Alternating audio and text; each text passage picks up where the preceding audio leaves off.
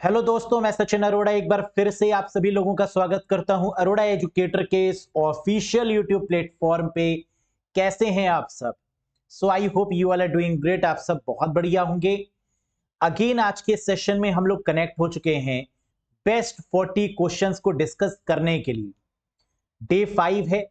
मुझे उम्मीद है कि आपने डे 1 से लेकर डे 4 तक बहुत अच्छे से देखा होगा।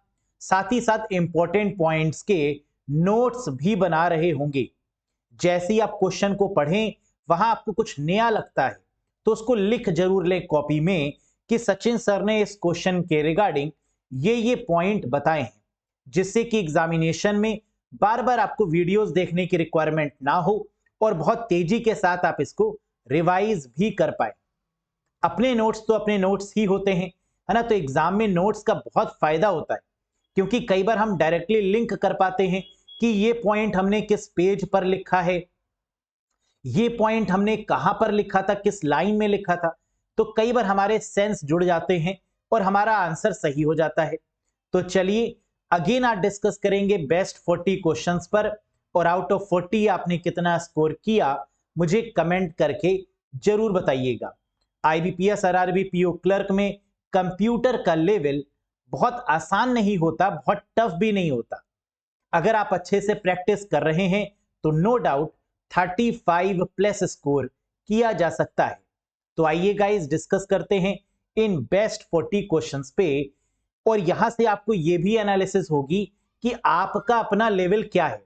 जितना स्कोर आप यहां कर पाएंगे उतना ही स्कोर आप एग्जामिनेशन लेवल पर भी कर पाएंगे।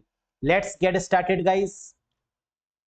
साथ ही साथ वो कैंडिडेट्स जो कंप्यूटर अवेयरनेस के कोर्स से जुड़ना चाहते हैं, जो कंप्यूटर को बेसिक लेवल से एडवांस लेवल तक पढ़ना चाहते हैं, जो कंप्यूटर में full out of full score करना चाहते हैं, ऐसे कैंडिडेट्स अगर इंटरेस्टेड हैं तो वो इस कोर्स से भी कनेक्ट कर सकते हैं। बेस्ट कोर्स है कंप्यूटर अवेयरनेस के लिए। आरबीआई असिस्टेंट का एग्जाम हो, आईबीपीएस आरआरबी पीओ क्लर्क का एग्जाम हो, या कोई भी एग्जाम हो, उन सभी एग्जाम्स में ये कोर्स आपका बेनिफिट रहने वाला है, क्योंकि यहां पर बेसिक लेवल से एडवांस लेवल तक कवर किया गया है। Total video 65 plus hours, topic wise concept, topic wise MCQs, mock test, recorded videos, basic to high level का कोर्स, और वैलिडिटी रहेगी 12 months from the date of purchase. कैसे join कर सकते हैं इस कोर्स से? ज्वाइन करने के लिए अरोड़ा एजुकेटर एप्लीकेशन को इंस्टॉल करिएगा गूगल प्ले स्टोर या फिर iOS स्टोर की मदद से, और फिर आप इस कोर्स से कनेक्ट कर सकते हैं। किसी भी कंफ्यूजन के रिगार्डिंग दिए गए नंबर पे व्हाट्सएप करके भी आप अपने डाउट्स को क्लियर कर सकते हैं। तो चलिए guys, let's have a look in today's session. Previous session में हमने क्वेश्चन आपको दिया था जिसका आंसर आपको कमेंट बॉक्स में कमेंट करके बताना था। यह क्वेश्चन क्या था? A computer virus that actively attack on antivirus program और programs in an effort to prevent detection is called. एक कंप्यूटर वायरस जो पहचान को रोकने के प्रयास में एक एंटीवायरस प्रोग्राम पर सक्रिय रूप से हमला करता है, दैट इज कॉल्ड रेट्रोवायरस। तो एक ऐसा वायरस जो एंटीवायरस पर अटैक करे, इसे क्या बोलेंगे? रेट्रोवायरस बोलेंगे। नेक्स्ट, ये रहा पहला क्वेश्चन आज के सेशन का। तो बहुत अच्छे से पढ़िए, ऑप्शंस को रीड करिए और बताइए क्या होगा करेक्ट आंसर। रैंसमवेयर से क्वेश्चन आता हुआ, और रैंसमवेयर बहुत इंपॉर्टेंट टॉपिक है। यहां से कोई ना कोई क्वेश्चन आपको जरूर मिलेगा। इनफैक्ट 2 क्वेश्चन भी रैंसमवेयर से एग्जाम में आ जाते हैं। बताइए। इन 1989 में the dash was the first ransomware in computer history. Computer history का सबसे पहला रैंसमवेयर जो डेवलप हुआ वो 1989 में हुआ, और इसका नाम क्या था ये आपको बताना है। तो 1989 में कंप्यूटर इतिहास में पहला रैंसमवेयर था। क्या नाम है इसका? Code red, Trojan horse, AIDS Trojan, I love you, या creeper? Very good, and the correct answer is AIDS Trojan. जो सबसे पहला रैंसमवेयर था 1989 में डेवलप किया गया, that is called AIDS Trojan. याद रहेगा ये नाम। इसको कई बार पीसी साइबॉर्ग के नाम से भी जानते हैं। This AIDS Trojan is also called as PC cyborg, right. Ransomware का काम क्या होता है? रैंसमवेयर क्या करता है? फाइल्स या फोल्डर को इनक्रिप्ट कर देता है, यानी उस पर ताला लगा देता है। अब जैसे ही यूजर किसी फाइल या फोल्डर पर क्लिक करता है उसको ओपन करने के लिए, तो एक मैसेज आता है लिखकर कि अगर आप इस फाइल या फोल्डर को डिक्रिप्ट करना चाहते हैं, ओपन करना चाहते हैं, एक्सेस करना चाहते हैं, तो इतने डॉलर इस बिटकॉइन वॉलेट में डाल दीजिए। यानी पेमेंट मांगता है, और जैसे ही आप इसको पे कर देते हैं, ये आपकी फाइल्स या फोल्डर को डिक्रिप्ट भी कर देता है। तो this type of computer history में जो पहला रैंसमवेयर बना, that is called AIDS Trojan. Very good. यहां पर यह भी याद रखिएगा कि ये ईयर क्या है। तो पहला रैंसमवेयर डेवलप किया गया कब? 1989 में, है ना। ये भी चीज याद रखनी है आपको। Next, one of the earliest example of ransomware was the AIDS Trojan written by dash in 1989। कह रहा है रैंसमवेयर की शुरुआती उदाहरणों में से एक 1989 में डैश द्वारा लिखा गया एड्स ट्रोजन था। तो ये जो एड्स ट्रोजन नाम का रैंसमवेयर है, 1989 में इसको डेवलप किया गया, इसको लिखा गया किसके द्वारा? तो इसके पापा कौन है ये बताइएगा। Joseph Popp, von Neumann, Elk Cloner, Amjad Farooq Alvi या रॉबर्ट मॉरिस? करेक्ट आंसर है, दुनिया का सबसे पहला रैंसमवेयर लिखा गया जोसेफ एल पॉप के द्वारा। तो आंसर बनेगा option number 1, Joseph Popp. Next, dash is an Android banking Trojan malware. कह रहा है बताइए, dash is an Android banking Trojan malware that target banking apps to steal personal information. Dash एक Android banking Trojan malware है जो व्यक्तिगत जानकारी चुराने के लिए बैंकिंग एप्स को लक्षित करता है। यानी एक ऐसा मैलवेयर जो एंड्रॉयड ऑपरेटिंग सिस्टम में ज्यादातर यूज हुआ बैंकिंग के इंफॉर्मेशन को चुराने के लिए, बैंकिंग ट्रोजन के नाम से। इसका नाम क्या था? क्रीपर, रीपर, बॉट, सोवा या वोनाक्राई? बहुत फेमस है, न्यूज़पेपर में आपने बहुत बार इसके बारे में सुना होगा, करंट अफेयर्स में भी इसके बारे में आपने पढ़ा होगा। That is Sova. तो Sova is an Android banking Trojan malware that target banking applications. जितनी भी बैंकिंग एप्लीकेशंस आपके स्मार्टफोन में थी, उसको टारगेट इसने किया to steal the personal information, कि आपकी उस ऐप को हैक कर लिया जाए, सारी इंफॉर्मेशन निकाल ली जाए। इसके लिए बना Sova. Next, which among the following is not a search engine in the internet? ऐसा क्वेश्चन जरूर आएगा एग्जाम में। इनमें से कौन सा ब्राउजर नहीं है, इनमें से कौन सा सर्च इंजन नहीं है? तो बताइए, निम्नलिखित में से कौन सा इंटरनेट में सर्च इंजन नहीं है? Archie, Google, Nexus, Microsoft Bing या याहू? आर्ची सबसे पहला सर्च इंजन है, तो ये तो करेक्ट है। दुनिया का सबसे पहला search engine that is called Archie. Google भी सर्च इंजन है। नेक्सस ये सर्च इंजन नहीं है, ये ब्राउजर है। तो ब्राउजर, दुनिया का सबसे पहला browser www, world wide web, जिसका नाम बदल के क्या रखा गया? नेक्सस। तो नेक्सस सर्च इंजन नहीं है, दैट इज कॉल्ड ब्राउजर। समझ में आया? माइक्रोसॉफ्ट बिंग भी क्या है? सर्च इंजन है। याहू भी क्या है? सर्च इंजन है। तो सर्च इंजन का काम क्या होता है? जब भी हम इंटरनेट पर किसी भी इंफॉर्मेशन को खोजते हैं, सर्च करते हैं, तो वहां पर सर्च इंजन की मदद लेते हैं, जैसे Google search, Yahoo, DuckDuckGo, AOL, American online, Brave Search, Microsoft का Bing, ask.com, Yandex, Ecosia, Baidu, ये सब आपके सर्च इंजन के एग्जाम्पल्स हैं। Next, the system of 32 bit number IP addressing is known as, कह रहा है बताइए 32 बिट नंबर आईपी एड्रेसिंग की प्रणाली को किस नाम से जाना जाता है। आईपी एड्रेस में ऐसा कौन सा आईपी एड्रेस है जो 32 बिट का होता है। हम जानते हैं कि आईपी एड्रेस दो तरीके के होते हैं, एक IPv4, एक IPv6। IPv4 32 बिट का, जबकि IPv6 128 बिट का एड्रेस है। IPv4 is a 32-bit address, whereas IPv6 is 128-bit address. MAC address 48 bit का होता है।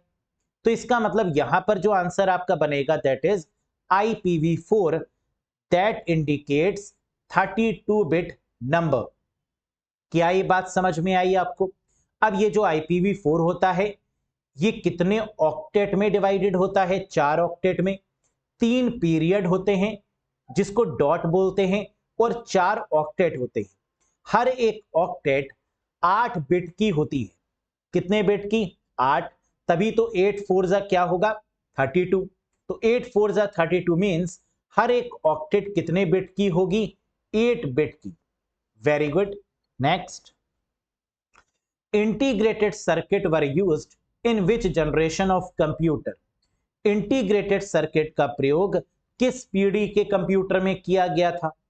प्रीवियस ईयर में पूछा भी गया था ये question. First, second, third, fourth या fifth? Very good, and the correct answer is third generation.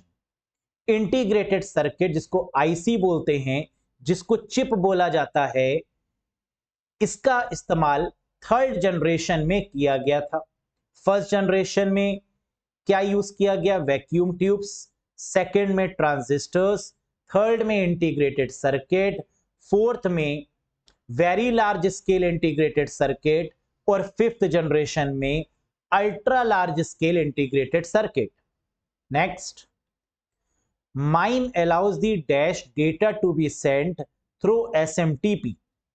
Mime SMTP के माध्यम से डैश डेटा भेजने की अनुमति देता है। तो माइम जिसकी फुल फॉर्म है मल्टीपर्पज इंटरनेट मेल एक्सटेंशन, और SMTP की फुल फॉर्म है simple mail transfer protocol. MIME का इस्तेमाल हम क्यों करते हैं? अगर हमें कोई इमेजेस भेजनी है, कोई वीडियोस भेजनी है, कोई ब्राउज करके अटैचमेंट भेजना है, तो इन सब के लिए हम माइम प्रोटोकॉल का यूज करते हैं अटैचमेंट्स के लिए। और अटैचमेंट किस फॉर्म में होगा? नॉन आस्काई या नॉन टेक्स्ट फॉर्मेट में।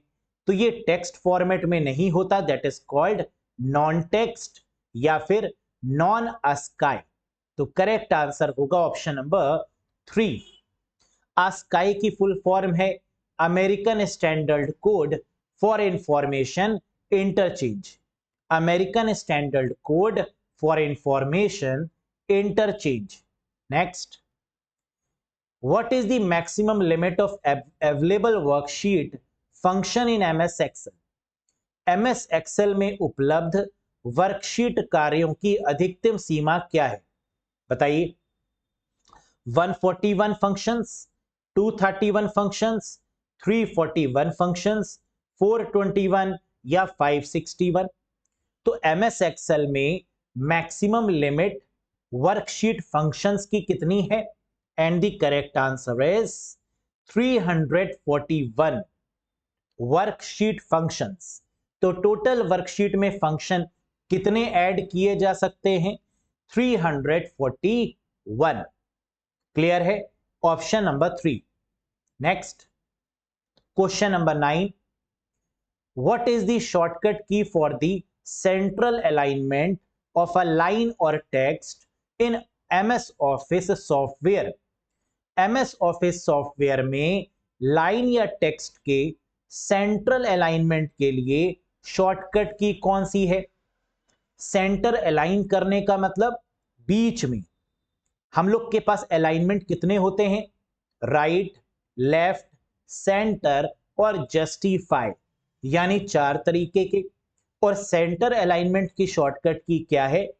कंट्रोल प्लस ई, यानी first is the correct one. तो आंसर होगा first option guys for the centre alignment. Left alignment के लिए कंट्रोल एल, राइट के लिए कंट्रोल आर, जस्टिफाई के लिए कंट्रोल जे का यूज करते हैं। Very good. Which device convert a decimal input number two binary? कौन सा उपकरण दशमलव इनपुट संख्या को बाइनरी में परिवर्तित करता है? बताइए। डेसिमल से बाइनरी में कन्वर्ट करने की रिस्पॉन्सिबिलिटी किसकी होती है? एक्यूमुलेटर की, इनकोडर की, एएलयू, मेमोरी या फिर नन ऑफ दीज? तो डेसिमल से बाइनरी में कन्वर्ट करने की रिस्पॉन्सिबिलिटी इनकोडर की होती है। तो आंसर यहां पर क्या आएगा? इनकोडर। एक्यूमुलेटर क्या है? एक्यूमुलेटर रजिस्टर है जो कि रिजल्ट को सेव करता है। एक ऐसा रजिस्टर जो कि अरिथमेटिकल लॉजिकल यूनिट यानी एएलयू के रिजल्ट को स्टोर करे, that is accumulator register.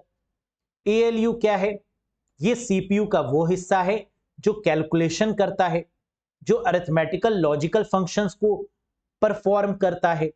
Memory हम लोग जानते हैं, मेमोरी रैम, रोम, है ना, cache, virtual memory, buffer memory, volatile memory, non volatile memory, primary memory, secondary memory, ये सब मेमोरीज हैं, है ना। कैशे, रजिस्टर, ये सब मेमोरीज हैं। तो आंसर क्या होगा? Encoder. Next, a software interrupt is also called as a? कह रहा है एक सॉफ्टवेयर इंटरप्ट को डैश के रूप में भी कहा जाता है। क्या है answer? Trap, query, interrupt handler, trigger या none of the above? Software interrupt को ट्रैप के नाम से भी जानते हैं। So the correct answer is option number 1। ये होता क्या है? देखिए, इंटरप्ट का मतलब, इंटरप्ट दो तरीके के होते हैं, एक सॉफ्टवेयर और एक हार्डवेयर। सॉफ्टवेयर इंटरप्ट का मतलब ट्रैप या एक्सेप्शन। जैसे कई बार ऑपरेटिंग सिस्टम हमको अलग अलग तरीके के मैसेज भेजता है।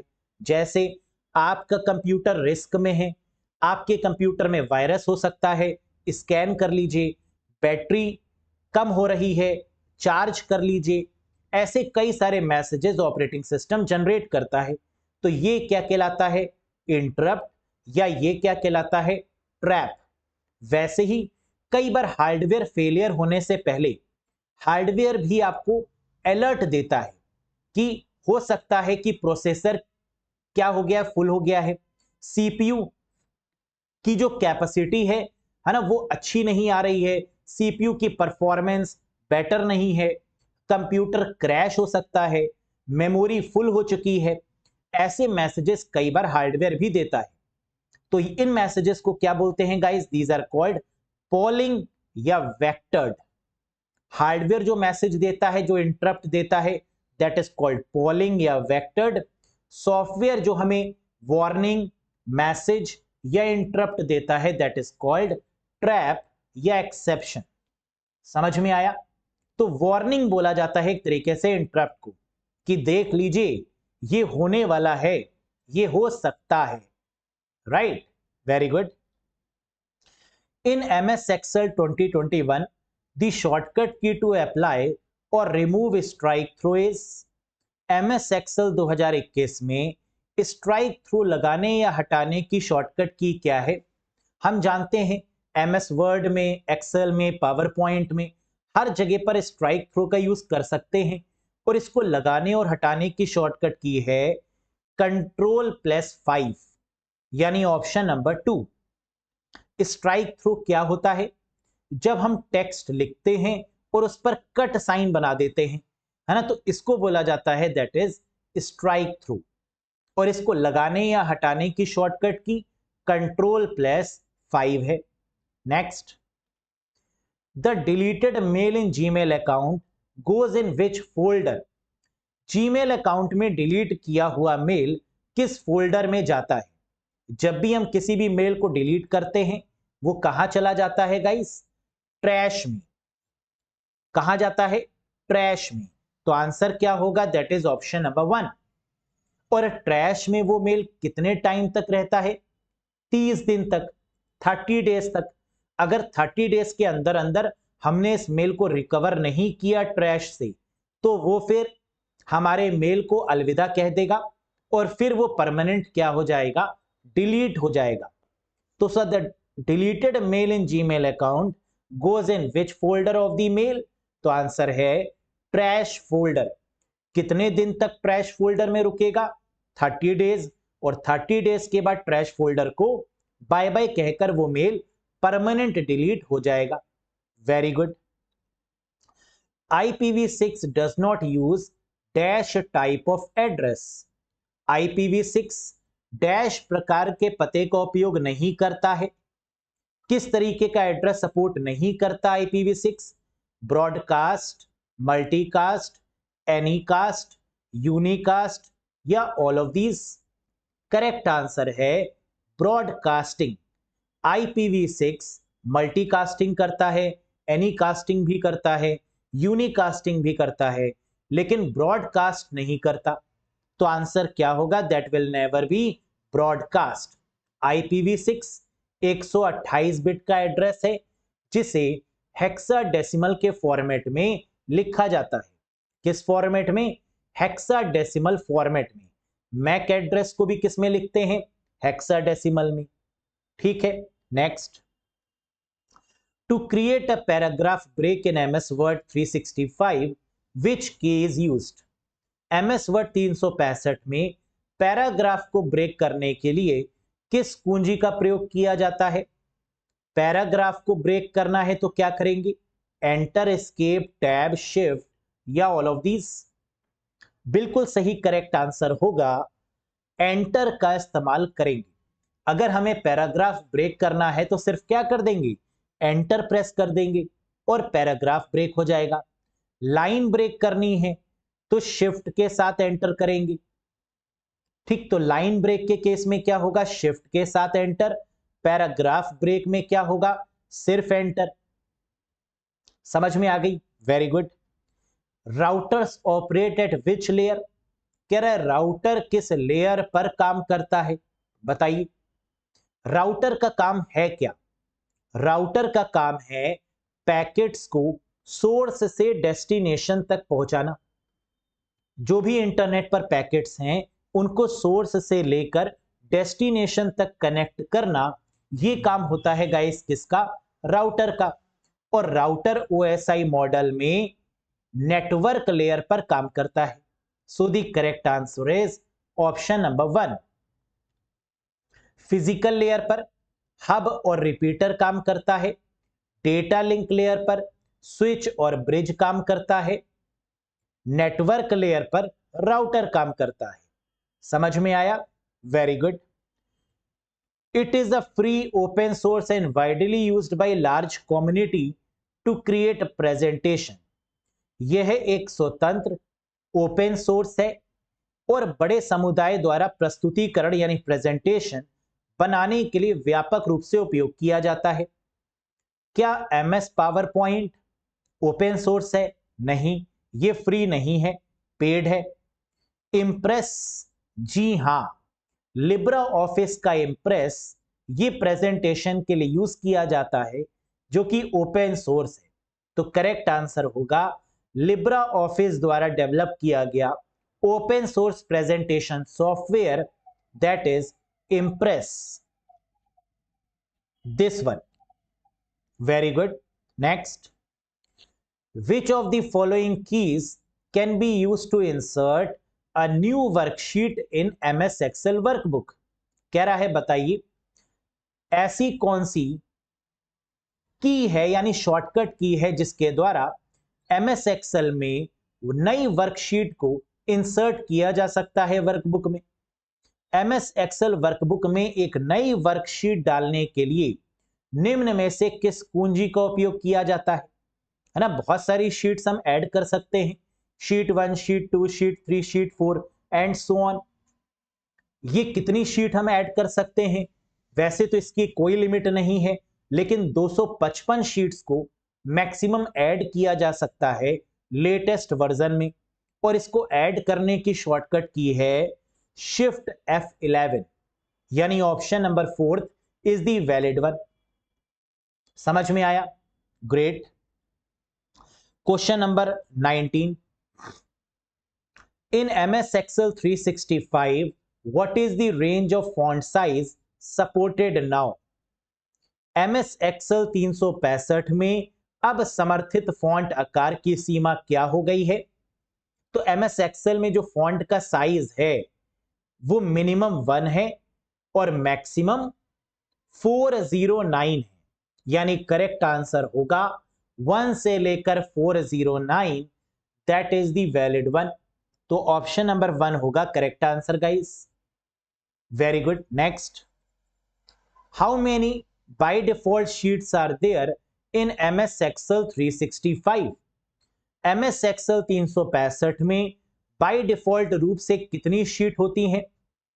तो 2016, 2019, 2021 और MS 365, इन सभी में जो नंबर ऑफ शीट्स की संख्या है बाय डिफॉल्ट वो 1 है।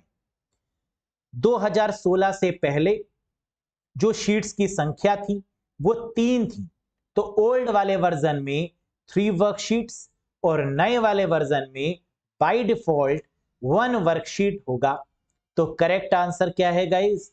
1 worksheet is the by default sheet are in MS Excel 365। Very good.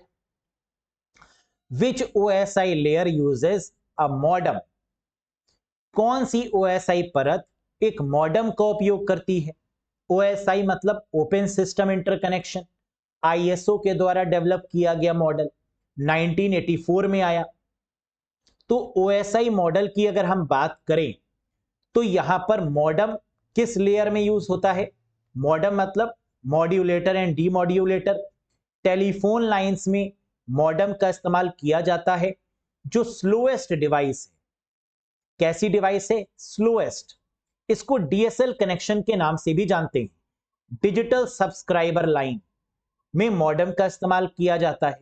और मॉडम पहले तो फिजिकल लेयर पर काम करता था, लेकिन अब डेटा लिंक लेयर पे काम करता है।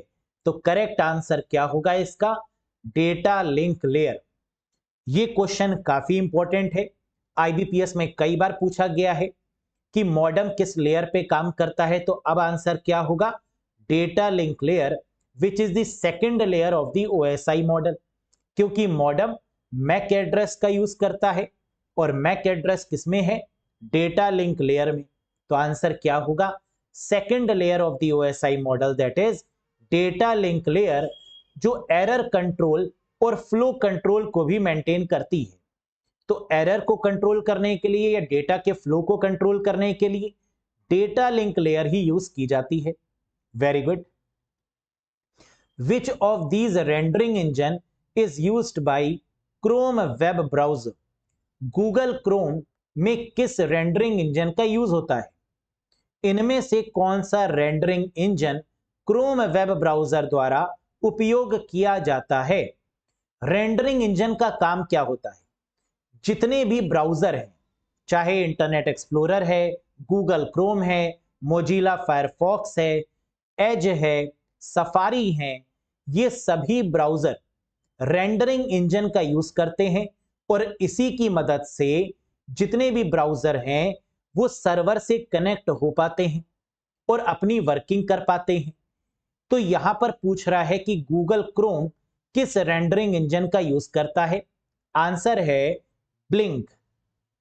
ब्लिंक नाम का जो रेंडरिंग इंजन है ये गूगल क्रोम के द्वारा इस्तेमाल किया जाता है। इसको याद रखिएगा।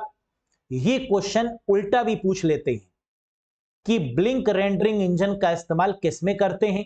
तो आंसर क्या होगा? गूगल क्रोम में। समझ में आया? बाकी भी पूछ सकते हैं। गूगल क्रोम और ओपेरा, इन दोनों ब्राउजर में ब्लिंक रेंडरिंग इंजन का यूज होता है। इंटरनेट एक्सप्लोरर में ट्राइडेंट का यूज होता था, है ना, क्योंकि इंटरनेट एक्सप्लोरर तो अब यूज होता नहीं है। तो इंटरनेट एक्सप्लोरर में ट्राइडेंट, मोजिला फायरफॉक्स जो कि ओपन सोर्स ब्राउजर है इसमें गीको, और सफारी में वेबकिट नाम के रेंडरिंग इंजन का यूज होता है। तो ये नाम जरूर याद रखिएगा। गूगल क्रोम और ओपेरा के केस में ब्लिंक, इंटरनेट एक्सप्लोरर के केस में ट्राइडेंट, मोजिला फायरफॉक्स के केस में गीको और सफारी के केस में वेबकिट। ऐसे भी याद होना चाहिए और इसका उल्टा भी याद होना चाहिए। Blink Google Chrome and Opera, Trident Internet Explorer, Gecko Mozilla Firefox और वेबकिट सफारी। सफारी किसका ब्राउजर है? एप्पल का, है ना। तो एप्पल का जो बाय डिफॉल्ट ब्राउजर है that is called Safari. Very good. Search engine which is most famous in China. चीन में सबसे प्रसिद्ध जो सर्च इंजन है वो कौन सा है? बेडू, बिंग, गूगल, याहू या नन ऑफ दीज? चाइना में सिर्फ चाइना के ही आइटम होते हैं और चाइना की ही वेबसाइट है। तो चाइना का जो बहुत फेमस सर्च इंजन है वो कौन सा है? बेडू है। तो that is the option number 1। Microsoft का बिंग है, चाइना का बेडू है। Next, how many types of charts are there in LibreOffice? Again बहुत बार पूछा गया क्वेश्चन। लिब्रा ऑफिस जो कि ओपन ऑफिस है, जो कि ओपन सोर्स है, लिब्रा ऑफिस में कितने प्रकार के चार्ट होते हैं? चार्ट जैसे pie chart, by chart, bar chart, line chart, है ना, ऐसे बहुत सारे चार्ट्स होते हैं। तो टोटल कितने चार्ट होते हैं लिब्रा ऑफिस में? आंसर है 10 चार्ट्स। लिब्रा ऑफिस में टोटल नंबर ऑफ चार्ट्स की संख्या कितनी है? 10। So the correct answer is option number 3। There are total 10 charts in LibreOffice. Next, who develop the basic architecture of computer? Computer का बुनियादी architecture किसने विकसित किया है? कंप्यूटर के फाउंडर तो चार्ल्स बेबेज हैं। मॉडर्न कंप्यूटर साइंस के फाउंडर एलन ट्यूरिंग है। लेकिन बेसिक कंप्यूटर आर्किटेक्चर को डेवलप करने वाले जॉन वॉन न्यूमैन है, यानी जॉन अंकल, जॉन अब्राहिम नहीं, John von Neumann. That is the correct answer. याद रखिएगा, जॉन वॉन न्यूमैन, इनको कंप्यूटर आर्किटेक्चर का फाउंडर माना जाता है। और स्टोरेज का कॉन्सेप्ट भी सबसे पहले इन्होंने ही दिया कि किसी भी प्रोग्राम को, किसी भी फाइल को स्टोर कर सकते हैं। ये कॉन्सेप्ट भी किसने दिया? जॉन अंकल के द्वारा दिया गया, है ना, जॉन वॉन न्यूमैन जी के द्वारा दिया गया। और सबसे पहले स्टोर किस कंप्यूटर में किया गया? EDSAC. That was the very first computer जिसमें सबसे पहले प्रोग्राम्स को स्टोर किया गया। Next, match the column. ऐसे क्वेश्चंस भी एग्जाम में मिलते हैं मैच द कॉलम तरीके के। बताइए, इधर दिया हुआ है वेब ब्राउजर और इधर दिया हुआ है मैन्युफैक्चरर। कौन सा वेब ब्राउजर किसने डेवलप किया है ये आपको मैच करना है। क्रोम किसके द्वारा डेवलप किया गया है? गूगल के द्वारा। तो गूगल का क्रोम होगा, यानी गूगल क्रोम मतलब फर्स्ट का सी हो गया। ठीक। एज किसके द्वारा डेवलप किया गया है? माइक्रोसॉफ्ट के द्वारा। तो यानी एज हो गया माइक्रोसॉफ्ट का, यानी सेकंड का ए हो गया। और सफारी किसका है? एप्पल का, यानी थर्ड का सी हो गया, थर्ड का बी हो गया, एप्पल। तो आंसर आपका क्या बना गाइस? फर्स्ट का सी, सेकंड का ए और थर्ड का बी, यानी option number 4 is the valid one. तो आसान है ना। बस कई बार कैंडिडेट गलती में, बहुत जल्दी से करने में गलत कर जाते हैं मैच दी कॉलम को, तो बस थोड़ा सा अलर्ट होके करना है इसको। What is the result of the following MS Excel 365 formula equals to floor 250, 25? जरूर आएगा क्वेश्चन, या तो फ्लोर पर बेस्ड या तो सीलिंग पर बेस्ड। तो बताइए, फ्लोर में वैल्यू या तो बराबर होती है या कम होती है। फ्लोर के केस में डांस फ्लोर है ना, तो फ्लोर मतलब नीचे, तो फ्लोर में वैल्यू या तो बराबर आएगी या कम आएगी। तो 24 की टेबल पढ़ेंगे क्या 25 की टेबल पढ़ेंगे और 25 में क्या 250 फुली डिविजिबल है? तो आंसर है यस। 25 10s are 250, तो आंसर क्या हो जाएगा? इक्वल्स टू वाली value 250, that is the correct one. अगर इक्वल्स टू होगा तो इक्वल्स टू वाली वैल्यू, और अगर इक्वल्स टू नहीं होगा तो लेस देन वाली वैल्यू होती है। ठीक है, very good. Which one of the following network device is the broadcast device? निम्नलिखित में से कौन सी नेटवर्किंग डिवाइस ब्रॉडकास्ट डिवाइस है? ब्रॉडकास्टिंग का मतलब जो भी इस डिवाइस से आप बोलेंगे ये सभी से बोल देगी, जो भी डेटा इस डिवाइस को मिलेगा ये सभी को फॉरवर्ड कर देगा नेटवर्क में, इसे बोलते हैं broadcast device. Hub, router, both 1 and 2, gateway या फायरवॉल? बताइए। तो ब्रॉडकास्टिंग डिवाइस का परफेक्ट एग्जाम्पल क्या है? Hub is called the broadcasting device. Hub हमारी ब्रॉडकास्टिंग डिवाइस है। जो भी डेटा हब को दिया जाता है वो सभी कंप्यूटर्स में उसको ट्रांसफर कर देता है नेटवर्क के ऊपर, इसीलिए हब को डंब डिवाइस भी बोलते हैं। वो स्पेसिफिक कंप्यूटर को डेटा ना देकर सभी को दे देता है, जो सिक्योरिटी में एक बहुत बड़ी कमी भी थी। That's why hub is called dumb device. Dumb मतलब कि जिसका खुद का दिमाग नहीं है ना, that is called dumb. While booting operating system is loaded into, very important one, booting के दौरान ऑपरेटिंग सिस्टम में लोड किया जाता है क्या?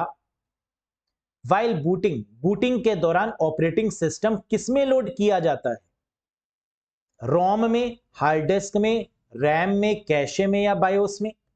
तो जब भी हम सिस्टम को बूट करते हैं उस समय ऑपरेटिंग सिस्टम की फाइल्स रैम में लोड होती हैं। तो करेक्ट आंसर क्या होगा? रैंडम एक्सेस मेमोरी यानी रैम, जो कि टेम्परेरी मेमोरी है ना। RAM is considered to be the temporary और नॉन वोलाटाइल मेमोरी। टेम्परेरी भी कह सकते हैं, वोलाटाइल भी कह सकते हैं। समझ में आ गया? Very good. A dash window is a small portion of the GUI that displays while browsing the web. एक डैश विंडो GUI का एक छोटा सा हिस्सा है जो वेब ब्राउज करते समय प्रदर्शित होता है क्या? प्रीवियस ईयर में पूछा गया question. A dash window is the small portion, window का सबसे छोटा पोर्शन जो GUI सपोर्ट करता है ब्राउजिंग में, दैट इज कॉल्ड पॉपअप। कई बार ब्राउजर में पॉपअप आते हैं छोटे छोटे, एड के फॉर्मेट में भी आते हैं, है ना, पॉपअप्स आते हैं छोटे से। तो these are called as what? Pop-up. So a pop-up window is a small portion of the graphical user interface that displays while browsing the web. Next. Dash control the look of your entire presentation such as font, color, logos, design, etc. बताइएगा। कह रहा है dash आपकी संपूर्ण प्रस्तुति जैसे font, रंग, लोगो, design आदि के रूप को नियंत्रित करता है। इसे क्या बोलते हैं? प्रेजेंटेशन में फॉन्ट, कलर या लोगोस या डिजाइन्स को कंट्रोल करने के लिए स्लाइड मास्टर का यूज किया जाता है। तो करेक्ट आंसर क्या होगा? Slide master view. इसके द्वारा प्रेजेंटेशन में चाहे फॉन्ट का कलर हो या फॉन्ट का साइज, लोगो हो या कोई भी डिजाइन, इसको कंट्रोल किया जा सकता है। That is slide master view. Next, what is the keyboard shortcut to insert a sum formula in MS Excel 2019? MS Excel 2019 में कह रहा है ऐसा कौन सा सम फॉर्मूला डालने के लिए कीबोर्ड शॉर्टकट क्या है? सम के लिए कौन सा शॉर्टकट यूज किया जाता है? Control plus equals to, alt plus S, control alt equals to, या none of these? Very good. The correct answer is sum के लिए ऑल्ट के साथ इक्वल्स टू का यूज करते हैं एक्सेल में। तो करेक्ट आंसर क्या होगा गाइस? Alt equals to. जैसे हमने आपको दिखाया भी है यहां पर। अगर हमें एक्सेल में किसी को सम करना होगा तो हम ऑल्ट इक्वल्स टू का यूज करेंगे, ऑटोमेटिकली सम हो जाएगा। Next, how many hyperlink can be there in a worksheet? Hyperlink को ऐड करने की शॉर्टकट की क्या होती है? कंट्रोल+K। एक वर्कशीट में कितने हाइपरलिंक लगाए जा सकते हैं? वर्कशीट में कितने हाइपरलिंक्स हो सकते हैं बताइए? आंसर इज 65,530, 65,500 30 हाइपरलिंक्स हो सकते हैं वर्कशीट के केस में। तो करेक्ट आंसर होगा option number 3। Next, bitcoin uses विच टेक्नोलॉजी? बिटकॉइन किस तकनीक का उपयोग करता है? बिटकॉइन क्या होता है? What is a bitcoin guys? Bitcoin एक क्रिप्टो करेंसी है, एक डिजिटल करेंसी है जिसकी मदद से हम कोई भी ट्रांजैक्शन कर सकते हैं बिटकॉइन वॉलेट की मदद से। अब बिटकॉइन की अगर हम बात करें तो हम कई बार बिटकॉइन का यूज नेगेटिव में वे में भी करते हैं, है ना। जैसे स्मगलिंग करने के पॉइंट ऑफ व्यू से बिटकॉइन का यूज किया जा सकता है। कोई बड़े हथियार मंगवाने हैं तो वहां पर बिटकॉइन का यूज किया जाता है। तो बिटकॉइन वैसे गवर्नमेंट के अकॉर्डिंग इलीगल है, लेकिन फिर भी बिटकॉइन पर होने वाले प्रॉफिट, जीएसटी, ये गवर्नमेंट को चाहिए। तो बिटकॉइन यूजेस विच टेक्नोलॉजी गाइस? ब्लॉकचेन। बिटकॉइन का जो कॉन्सेप्ट है वो किस पे काम करता है? ब्लॉकचेन्स पर काम करता है। यहां पर छोटे छोटे ब्लॉक्स बनाए जाते हैं, उसके थ्रू डेटा को पास किया जाता है डिसेंट्रलाइज्ड मैनर में, क्योंकि इसके ऊपर कोई रेगुलेटरी अथॉरिटी नहीं है ना। जैसे बैंक के ऊपर आरबीआई है, वैसे बिटकॉइन के ऊपर या डिजिटल करेंसी के ऊपर कोई रेगुलेटरी अथॉरिटी नहीं है। तो इसलिए यहां पर ब्लॉक बनाए जाते हैं, छोटे छोटे टनल्स के थ्रू डेटा को पास किया जाता है ताकि यह पता ना चले कि सोर्स कौन सा है और डेस्टिनेशन कौन सा है ना। तो that is called blockchain. Next, the first language of computer was? Computer की सबसे पहली प्रोग्रामिंग लैंग्वेज का नाम बताइए। पास्कल, फॉक्सप्रो, फोरट्रैन, कोबोल या नन ऑफ दीज? बेसिकली ये जो पहली लैंग्वेज है ये फर्स्ट हाई लेवल लैंग्वेज है। तो कंप्यूटर की पहली हाई लेवल लैंग्वेज या साइंटिफिक लैंग्वेज फोरट्रैन है। Formula translation developed by mister John Bacchus. ये तो फोरट्रैन, जिसकी फुल फॉर्म है फॉर्मूला ट्रांसलेशन, ये पहली हाई लेवल लैंग्वेज भी है, the very first high level language, और पहली साइंटिफिक लैंग्वेज भी है जिसको डेवलप किया गया किसके द्वारा? जॉन बैकस के द्वारा। ठीक है, very good. How many place holder given in power point slide by default? MS power point slide में बाय डिफॉल्ट रूप से कितने प्लेस होल्डर दिए गए हैं? तो पावर पॉइंट की स्लाइड जब आप ओपन करते हैं तो वहां पर कितने प्लेस होल्डर देखने को मिलते हैं? 5, 2, 3, 1 या 4? जब भी आप by default power point open करेंगे नॉर्मल स्लाइड के फॉर्म में तो वहां पर आपको 2 प्लेस होल्डर देखने को मिलेंगे। तो करेक्ट आंसर होगा 2 प्लेस होल्डर। पहला जो प्लेस होल्डर होता है वो टाइटल के लिए होता है और दूसरा जो होता है वो टेक्स्ट के लिए होता है। तो ये भी याद रखिएगा, the first place holder is for title and second place holder is for text. पहला प्लेस होल्डर टाइटल के लिए और सेकेंड वाला प्लेस होल्डर टेक्स्ट के लिए होता है। क्लियर है? प्लेस होल्डर को किससे इंडिकेट करते हैं? डॉटेड बॉक्स से, डॉट से इसको इंडिकेट किया जाता है। समझ में आ गया यहां तक? नेक्स्ट बताइए। It is use to send, relay और forward the message from a mail client and is not use to receive the messages.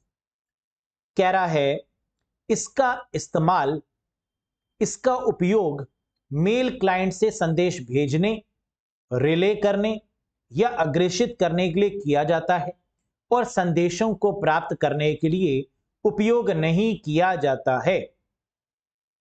बताइए, तो मैसेज को सेंड करने के लिए, मेल को सेंड करने के लिए एसएमटीपी का यूज करते हैं। तो करेक्ट आंसर क्या होगा? यहीं से ही मिल गया। इसका उपयोग मेल क्लाइंट के संदेश भेजने के लिए करते हैं, that is SMTP, simple mail transfer protocol. जबकि मेल को रिसीव करने के लिए आईमैप और पॉप3 दोनों का इस्तेमाल कर सकते हैं। IMAP internet message access protocol या पीओपी3 post office protocol version 3। MIME, इसका यूज हम क्यों करते हैं?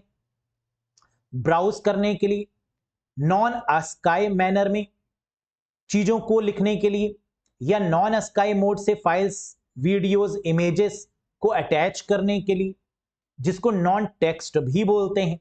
तो mime is used for the non text purpose. Text purpose से एसएमटीपी का यूज करते हैं। समझ में आ गया? तो अगर आस्काई में पूछें कि आस्काई किसका यूज करता है, तो एसएमटीपी का। नॉन आस्काई किसका यूज करता है, तो आंसर है माइम का, है ना? ये भी चीज याद रखिएगा। Dash is an application of computer science to provide data about biological system. ये भी प्रीवियस ईयर्स में पूछा गया क्वेश्चन है। डैश जैविक प्रणालियों के बारे में डेटा प्रदान करने के लिए कंप्यूटर विज्ञान का एक अनुप्रयोग है। बायो प्लस आईटी, बायोलॉजी को इंफॉर्मेशन टेक्नोलॉजी के साथ मिला दिया गया और बन गया क्या? Bioinformatics. तो this particular field is called bio informatics, जहां पर दवाइयों को, मेडिसिन्स को या बायोलॉजी में यूज होने वाले जितने भी इक्विपमेंट्स हैं या हॉस्पिटल्स हैं, इन सबको आईटी से कनेक्ट किया गया, इंटरनेट से कनेक्ट किया गया, इंफॉर्मेशन टेक्नोलॉजी से कनेक्ट किया गया, that is called bio informatics. तो bioinformatics is an emerging branch of biological science. Bioinformatics क्या है? ये ब्रांच है बायोलॉजिकल साइंस की, that emerge from the combination of, जो किसका कॉम्बिनेशन है, किसका कलेक्शन है? बायोलॉजी का और आईटी का। That is the collection of bio यानी बायोलॉजी, और इंफॉर्मेटिक्स मतलब इंफॉर्मेशन टेक्नोलॉजी, आईटी। तो आजकल आपको कोई भी मेडिसिन खरीदनी है, ऑनलाइन खरीद सकते हैं, है ना? डॉक्टर से आपको लाइव बात करनी है, आप लाइव कनेक्ट हो सकते हैं। हॉस्पिटल्स में प्री बुकिंग करनी है, आप प्री बुकिंग कर सकते हैं। तो हॉस्पिटल्स को आईटी के साथ में जोड़ा गया, that is what we called bio informatics. Dash line under MS Word 2021 indicate miss spelling. MS Word 2021 के अंतर्गत डैश लाइन गलत स्पेलिंग दर्शाती है। तो स्पेलिंग में होने वाली एरर्स को क्या बोलते हैं और किससे इंडिकेट करते हैं? स्पेलिंग एरर मतलब रेड लाइन। रेड लाइन अगर आती है तो इसका मतलब स्पेलिंग में कहीं गलती है। तो आंसर क्या होगा? Red line for the spelling. Green line for the grammatical errors. अगर कहीं पर कोई ग्रामर की एरर होती है तो ग्रीन लाइन आती है। And blue line for the contextual spelling error, कि स्पेलिंग तो सही है लेकिन जिस कॉन्टेक्स्ट में लिखी गई वो गलत है, तो इसके लिए हम यूज करते हैं किसका? ब्लू लाइन का। तो ये लाइंस एमएस वर्ड में ऑटोमेटिकली आ जाती हैं। जैसे ही आपसे कोई ग्रामर में गलती होगी, ग्रीन लाइन आ जाएगी। जैसे ही कोई स्पेलिंग में एरर होगी, रेड लाइन आ जाएगी। जैसे कोई कॉन्टेक्सचुअल स्पेलिंग एरर होगी, है ना, तो ब्लू लाइन आ जाएगी वहां पर। Very good. Which of the following is the interface used to connect a printer to a computer? Printer को कंप्यूटर से जोड़ने के लिए किस इंटरफेस का इस्तेमाल किया जाता है? बताइए, निम्नलिखित में से कौन सा इंटरफेस एक प्रिंटर को कंप्यूटर से जोड़ने के लिए उपयोग किया जाता है? Serial port, parallel port both of these, VGA या ऑल ऑफ दीज? हम जानते हैं कि प्रिंटर के लिए जो पोर्ट है दैट इज पैरेलल पोर्ट। आजकल हम लोग USB पोर्ट का भी यूज करते हैं, लेकिन ज्यादातर केस में प्रिंटर पैरेलल पोर्ट से ही कनेक्टेड होते हैं। तो करेक्ट आंसर क्या है guys? This port that is called parallel port. समझ में आया? तो इसी के साथ बेस्ट 40 क्वेश्चंस हो चुके हैं। 40 में से कितना स्कोर किया कमेंट करके जरूर बताइएगा। यह है क्वेश्चन ऑफ द डे, जिसका आंसर आपको कमेंट बॉक्स में कमेंट करना है। बताइए इसका आंसर क्या होगा? Very very important one. Dash is a type of malware that hide on your device, secretly recording information and tracking your online activity। कह रहा है डैश एक प्रकार का malware है, मैलिशियस सॉफ्टवेयर है, जो आपके डिवाइस पर छिप जाता है, गुप्त रूप से जानकारी रिकॉर्ड करता है और आपकी ऑनलाइन गतिविधि को ट्रैक करता है। क्या बोलेंगे इसे? फिशिंग, स्मिशिंग, रैंसमवेयर, स्पाईवेयर या ट्रोजन हॉर्स? आसान है, मुझे उम्मीद है कि आपको इसका आंसर पता होगा। अगर पता है तो कमेंट करके जरूर बताइएगा। बाकी सेशन आपको कैसा लगा गाइस? एक बार लाइक कर दीजिएगा पसंद आए तो। चैनल पर नए हो तो कंप्यूटर शानदार तरीके से पढ़ने के लिए सब्सक्राइब कर लीजिएगा। और अगर कंप्यूटर में वीक हैं, कॉन्फिडेंस नहीं आ रहा है, लग रहा है कि वीक परफॉर्मेंस जा रही है, 35 तक स्कोर नहीं आ रहा है, तो इस केस में आप ज्वाइन कर सकते हैं कोर्स को भी, जहां पर बेसिक लेवल से टॉपिक वाइज बहुत ही एडवांस लेवल तक पढ़ाया गया है। एग्जामिनेशन के पॉइंट ऑफ व्यू से सिर्फ वही चीजें पढ़ाई गई हैं जो IBPS RRB PO क्लर्क के पॉइंट ऑफ व्यू से बहुत इंपॉर्टेंट है, क्योंकि यहां पर आपका टाइम ज्यादा इंपॉर्टेंट है ना, कि आप कम समय में मैक्सिमम कवर कर पाए, वो भी विद एक्यूरेसी। अगर इस तरीके से कवर करना चाहते हैं तो बिल्कुल आप इस कोर्स से कनेक्ट कर सकते हैं। Full computer course for IBPS RRB PO clerk 2023 including RBI assistant. Join करने के लिए अरोड़ा एजुकेटर ऐप को इंस्टॉल करिएगा। व्हाट्सएप आप कर सकते हैं किसी भी कंफ्यूजन के रिगार्डिंग। व्हाट्सएप नंबर यहां पर आपको दिया गया है। किसी भी क्वेश्चन में कोई भी डाउट है तो आप कमेंट बॉक्स में कमेंट करके भी पूछ सकते हैं, सर ये नहीं समझ में आया, है ना, यहां पर ये पॉइंट क्लियर नहीं हुआ, कोई भी कंफ्यूजन है तो आप कमेंट कर दीजिएगा एक बार, मैं उस पर रिप्लाई जरूर करूंगा। तो that's all for today guys. बहुत जल्द मिलेंगे एक नेक्स्ट वीडियो में, जहां पर आज का क्वेश्चन ऑफ द डे जो डिस्कस किया था उसका आंसर प्लस कुछ बेहतरीन क्वेश्चंस डिस्कस करेंगे। So that's all for today guys. Thank you very much, bye bye and take care.